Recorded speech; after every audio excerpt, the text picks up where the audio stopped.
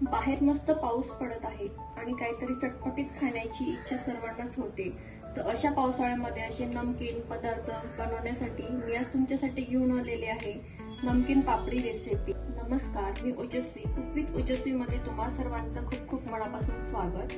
आज आपण बाजारापेक्षाही जास्त खुसखुशीत, खमंग आणि तोंडात टाकताच विरघळणारी नमकीन पापडी, ही पापडी एकदा बनवली की सगळेच रेसिपी विचारतील कशी बनवली. चला तर मग लगेचच आपण रेसिपीला सुरुवात करूयात. नमस्कार, मी ओजस्वी, कुक विथ ओजस्वी मध्ये तुम्हा सर्वांचं खूप खूप मनापासून स्वागत. तर यासाठी आपण घेतलेला आहे इथे 1 वाटी मैदा,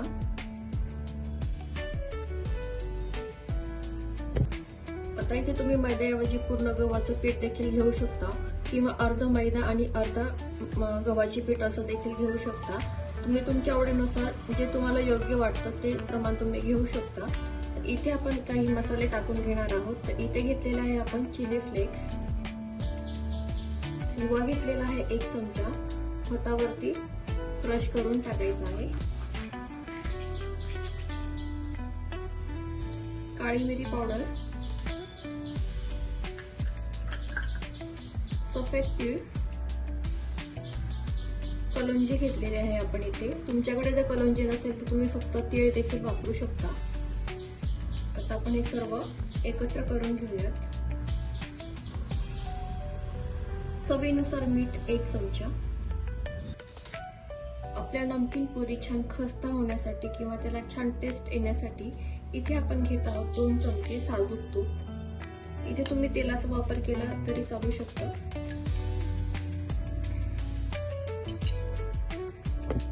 सर्व साहित्य आपण एकत्र मिक्स करून घेऊयात आणि तूप हा मैद्याला छान असा लावून घ्यायचा आहे. छान तसा घट्ट गोळा झाला पाहिजे. हे बघा, अशा पद्धतीने व्यवस्थित असं हातावरती चोळून घ्यायचं आहे. तूप पूर्ण इथे मैद्याला लागला गेला पाहिजे, म्हणजे तुमची नमकीन पापडी पुरी अगदी छान अशी होते.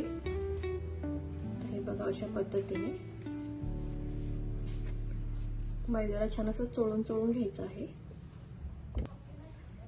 मुलांना विकतचे चिप्स घेऊन देण्यापेक्षा अशी नमकीन पापडी जर तुम्ही महिनाभर बनवून ठेवली तर मुलं आरामशीर येता जाता खाऊ शकतात. ही कुठेही पापडी नरम होत नाही आणि तुम्ही मुलांना टिफिनला देखील ही पापडी बनवून देऊ शकता.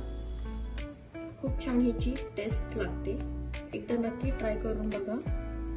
हे बघा, आपण तूप मैद्याला छान असं लावून घेतलेलं आहे. याचा असं छान असा घट्ट असा गोळा झालेला आहे, तुम्ही बघू शकता. अगदी व्यवस्थित असं हे व्यवस्थित चोळून घ्यायचं आहे. परफेक्ट अशा पद्धतीने आपल्या इथं तूप मैद्याला छान चोळून झालेलं आहे. आता इथे आपण थोडं पाणी ऍड करत छान पीठ मळून घेऊयात. तर लक्षात ठेवा, इथे आपल्याला खूप पातळही आणि खूप घट्टही असा गोळा करायचा नाहीये. अगदी मध्यम असं, तुम्हाला जेवढं घट्ट ठेवता येईल तेवढं तुम्ही हे घट्ट ठेवू शकता. थोडं पाणी ऍड करत आपण हे मळून घेऊया व्यवस्थित. एकदमच पाणी घालायची घाई करायची नाही. लागेल तसं थोडं पाणी करत मळून घ्यायचं आहे.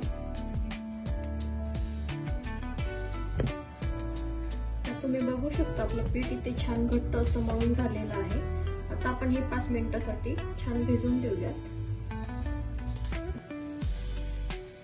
5 मिनिट झालेले आहे. आपलं पीठ इथे छान मुरलं गेलेलं आहे, तुम्ही बघू शकता. आता आपण याचे छोटे छोटे नमकीन पापडी अशी बनवून घेणार आहोत. तर एकदाच हे छान असं त्याचे बारीक आपण असे गोळे बनवून घेऊया. आता हे आपण एकदम पातळ लाटणार आहोत. जसं आपण पापड अगदी पातळ असं लाटतो त्याच पद्धतीने आपण हे सर्व असं लाटून घेणार आहोत. त्यामुळे तुम्हाला जेवढं शक्य असेल तेवढे छोटे असे गोळे करून घ्यायचे आहेत. एकसारख्या आकारात छान गोळे बनवून घ्या. हे बघा, अशा पद्धतीने. आता इथे मी सर्व गोळे एकदाच बनवून घेणार आहे. तर तुम्ही इथे बघू शकता, एकाच वेळी मी इथे सर्व गोळे असे बनवून घेतलेले आहे. एकसारख्या आकारामध्ये आपण हे सर्व असे गोळे बनवून घेतलेले आहेत. तर आता आपण हे लाटून घेणार आहोत. तर असं थोडंसं मैदा लावून घ्यायचा आहे आणि शक्य होईल तुम्हाला तेवढं हे बारीक असं पातळ लाटून घ्यायचं आहे. तर ही पापडी आपण फुलवणार नाही आहोत, ही प्लेनच असते. तर अशा पद्धतीने आपण हे पातळ लाटून घेऊया। हे बघा, असं पातळ आपल्याला हे लाटून घ्यायचं आहे आणि असं इथे ताटावरती आपण हे सर्व काढून घेऊयात।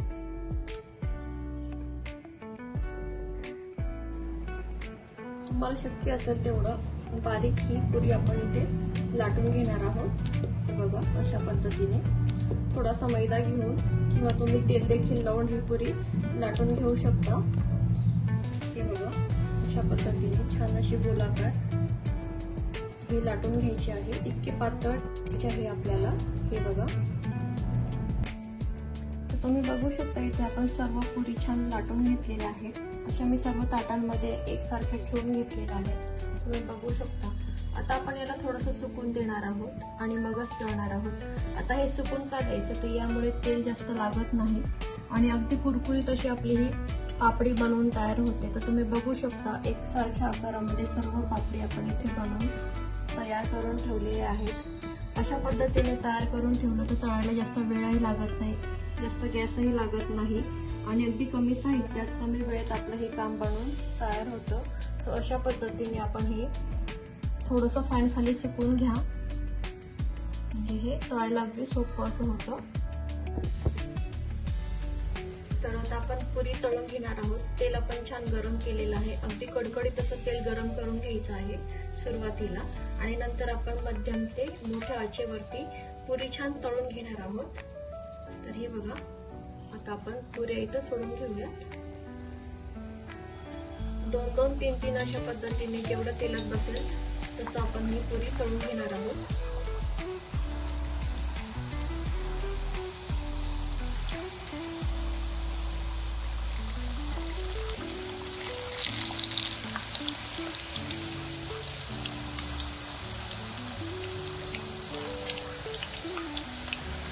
गॅस मी मोठाच ठेवलेला आहे।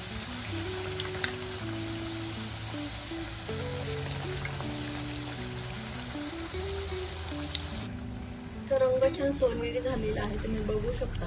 अशा रंगावरती आपल्याला या पुऱ्या सगळ्या तळून घ्यायच्या आहेत। बघा, रंग किती सुंदर आलेला आहे, किती छान हे आपल्या पुऱ्या इथे दिसत आहेत, तुम्ही बघू शकता। अगदी मार्केटमध्ये विकत जशा मिळतात तशाच आपल्या इथे पुऱ्या बनवून तयार झालेल्या आहेत। हे बघा, आता आपण या काढून घेऊया आणि अशाच पद्धतीने सर्व पुऱ्या मी इथे तळून घेणार आहे।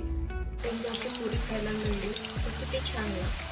हे बघा, खूप छान आपल्या ह्या पुऱ्या बनवून तयार होतात, जास्त साहित्यही लागत नाही, अगदी घरच्याच साहित्यामध्ये आपल्या ह्या पुऱ्या बनवून तयार होतात। अगदी मनात आलं आणि लगेचच केली अशी रेसिपी ही आहे। झटपट बनवून तयार होते, जास्त वेळही लागत नाही आणि संध्याकाळी चहाच्या वेळेस आपल्याला चहा सोबत काहीतरी खायला हवंच असतं, तर त्यावेळेस तुम्ही ही पुरी नक्कीच ट्राय करू शकता। हे बघा, तर रंग किती सुंदर आलेला आहे आणि घरच्याच साहित्यामध्ये आपण ही बनवलेली आहे पुरी। अगदी मस्त कुरकुरीत अशी ही पुरी आपली बनवून तयार होते। हे बघा, तर बघू शकता किती छान नरम खुसखुशीत अशी आपली पापडी इथे बनवून तयार झालेली आहे। आता ही तुम्ही वेगवेगळ्या फ्लेवर मध्ये देखील खाऊ शकता। यावरती तुम्ही चीज मसाला, पेरी पेरी मसाला टाकून देखील याला वेगळे फ्लेवर देऊन तुम्ही खाऊ शकता। आता मी तुम्हाला दाखवते ही किती कुरकुरीत झालेली आहे। हे बघा, कुठेही ऑइली झालेली नाहीये, अगदी खुसखुशीत अशी आपली पापडी बनवून इथे तयार झालेली आहे। तर मुलांना टिफिन मध्ये देण्यासाठी किंवा तुम्हाला दही चाट वगैरे खायचं असेल तर तुम्ही या पापडीवर देखील करू शकता। अगदी छान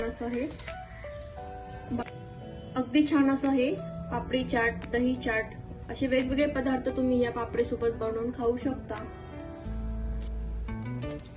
बघता क्षणी खावीशी वाटणारी नमकीन पापडीची रेसिपी तुम्हाला कशी वाटली कमेंटद्वारे मला सांगायला विसरू नका। पुन्हा भेटूया अशाच एका छानशा सोप्या रेसिपी सोबत। तोपर्यंत मस्त रहा, आनंदी रहा।